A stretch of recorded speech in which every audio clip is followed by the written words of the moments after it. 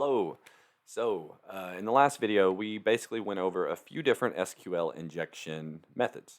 Now, if you don't remember, which it's been a few minutes for me, so it's fresh on my mind, but if you don't remember, the different types of injection attacks include authentication bypass, which we performed with a 1 equals 1, information disclosure, which basically just means we're pulling the information from the table or database. Compromised data integrity, which we didn't do, but we can do website defacement, or we can honestly, update table and change information.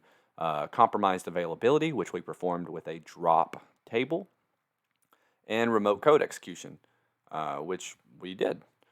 So, what we will do now is we'll basically go over a few methods to actually detect this type of traffic, and to do that, I'll be right back.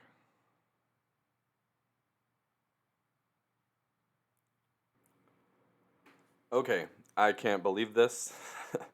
I literally just went through a 30-minute lecture about these tools and these tasks. Went to stop the recording and realized that earlier when I clicked unpause, it didn't unpause. So I should be going and having dinner, but I'm going to redo what I just did. So anyone out there watching this, you should feel so just honestly special, because I can't say I have anything better to do, because I really don't.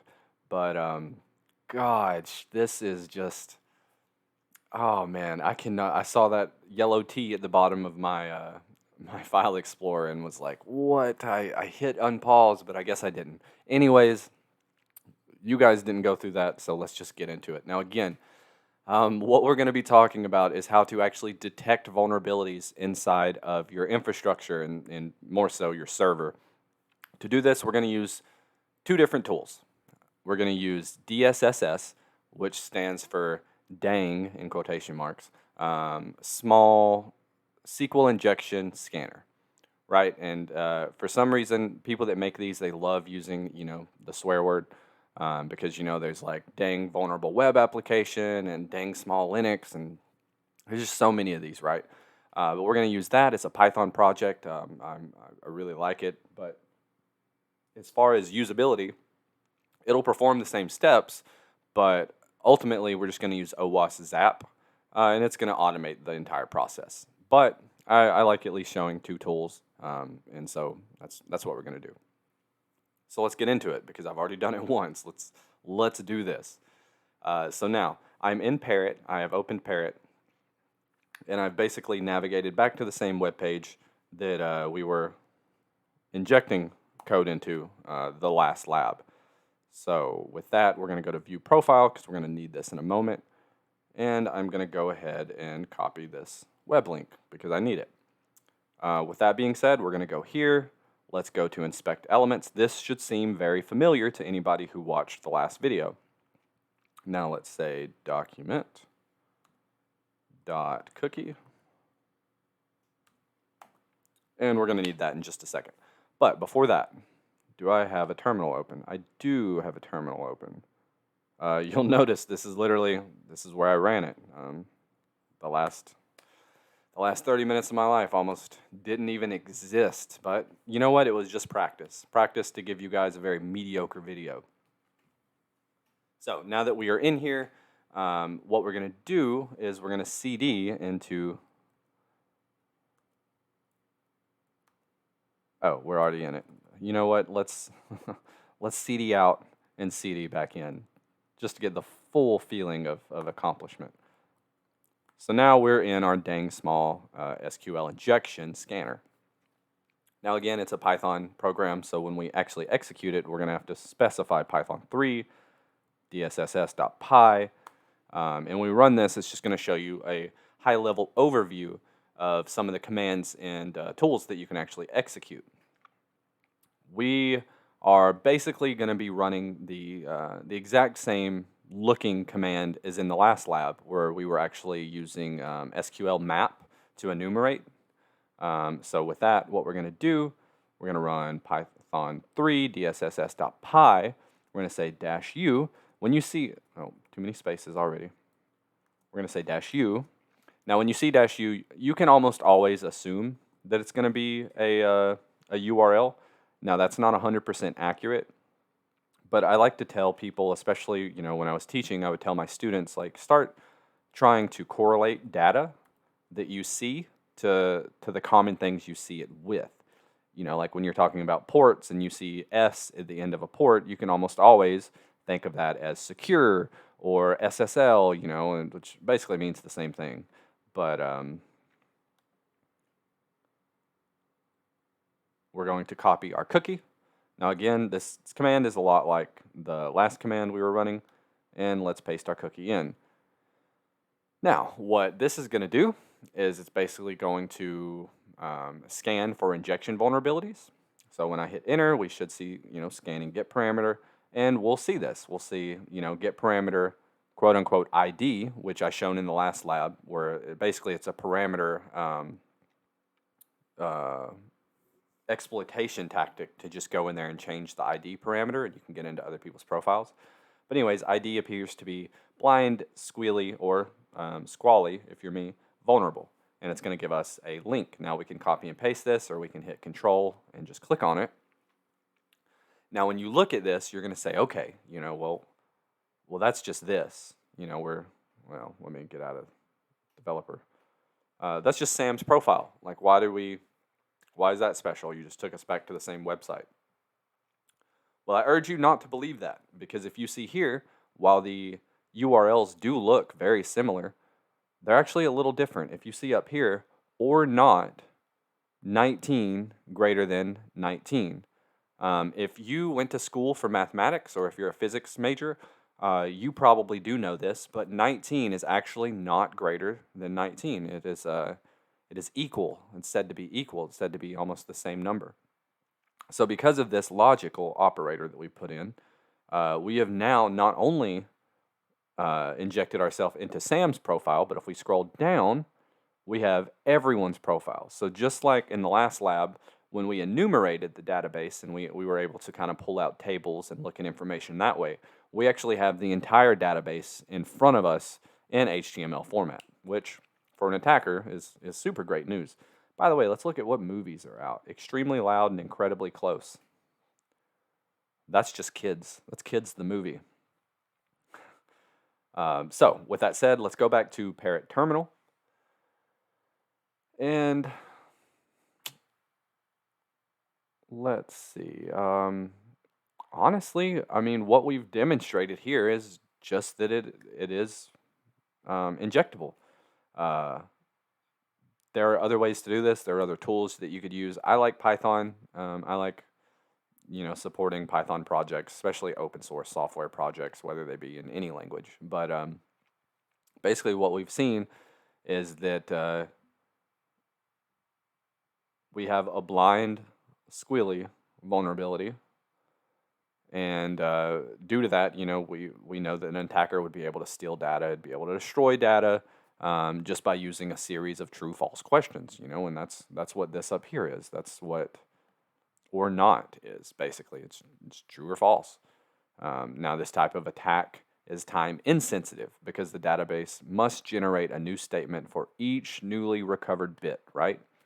So this is something that can cause a lot of damage. Now, I know that it didn't take that long.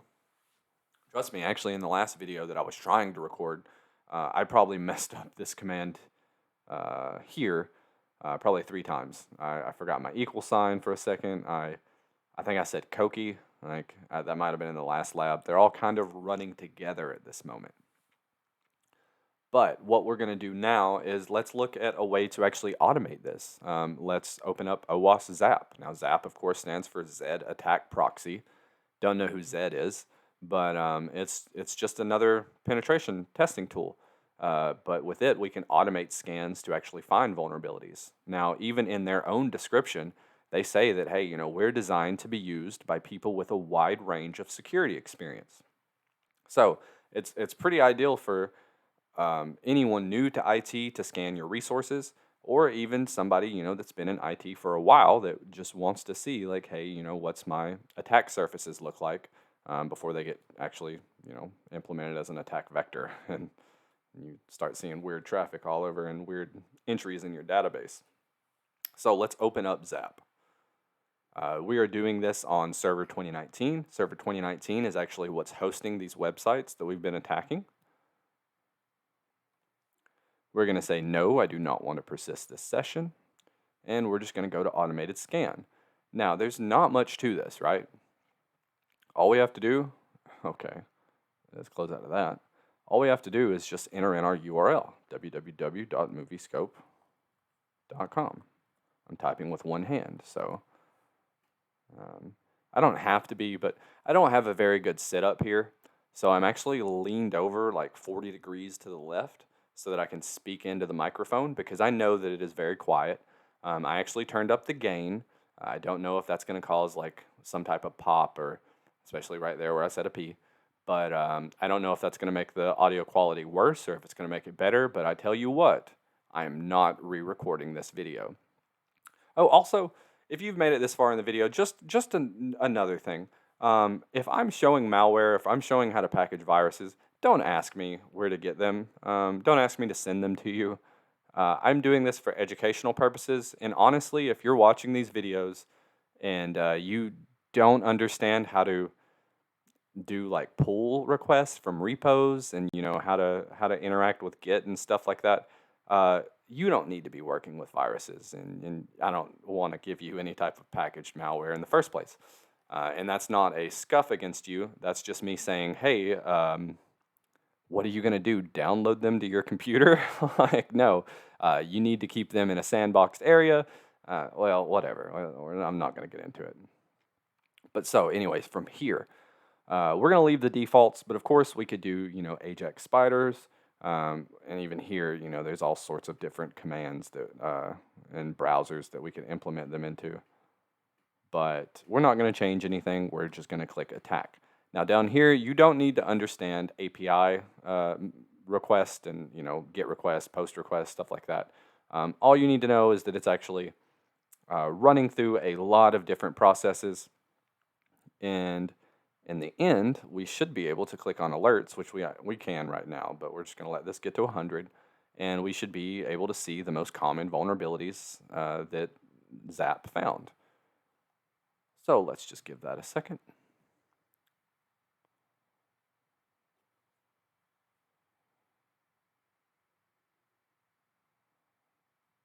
Alrighty.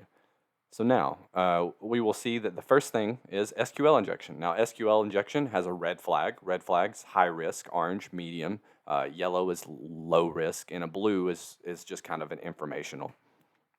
But you'll notice that we have 2 red, an orange, and looks like 3 yellow.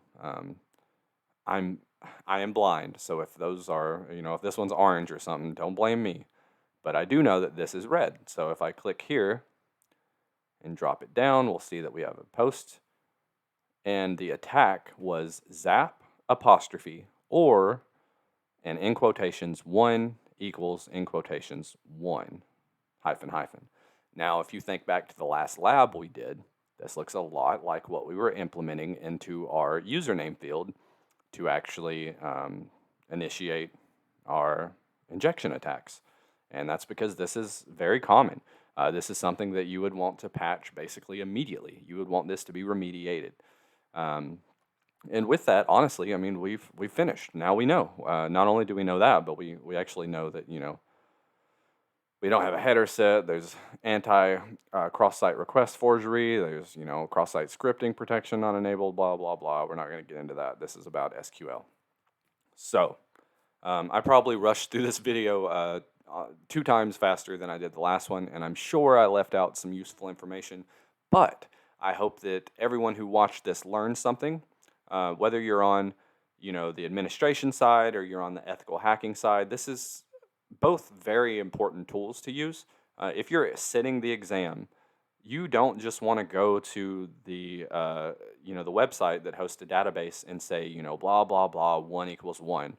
Because it could be hardened. You could be communicating with a hardened database that locks you out. Maybe it even flags your IP address and completely blocks traffic to you for let's say 3 hours. Well, you're sitting in a 6 hour exam, and now half the time you can't communicate with it. So tools like this, while you may be looking at it like, why would I need this? I don't need to harden a database, I need to hack it. Well, you need to see if it's vulnerable to the hack before you start performing it. Now, maybe you don't want to listen to me and you just want to go after it. I haven't sat the practical CEH exam, so I'm not sure if they throw a red herring in there and they're like, hey, look at this database, and then you go to inject commands into it, and all of a sudden you're locked out of it. You do you. I just wanted to bring this to everyone's attention. And if any of my ex-students, past students, I guess I should say, are watching this, I hope that you are continuing your studies. I know you're in very good hands. I miss you guys a lot, and I will see you at graduation. For everyone else, I will actually see you at the next video. So have a good rest of your day. And please don't do this unless you have written permission from the site owner or unless you own the site yourself. Look, there's plenty of things out there that you can basically perform SQL injection attacks against that aren't forward-facing websites, that aren't stuff that people put a lot of hours into to really deliver this content to the web. Please do it against that. I'm not showing you this so that you can go out there and be some basically wannabe black hat hacker. There's a lot of money in ethical hacking. There's a lot of money in just being on the red team of your organization. Please use these for the right purposes, because the jail time is not worth it. There's not that many stories of hackers that are arrested that are then given six-figure jobs. Now they're out there. I have friends in the industry that's exactly how they've gotten their position. But most of them just sit in jail, and I mean, who wants to sit in jail? So with that rant, I hope everybody enjoys the rest of their day, and I will see you next time.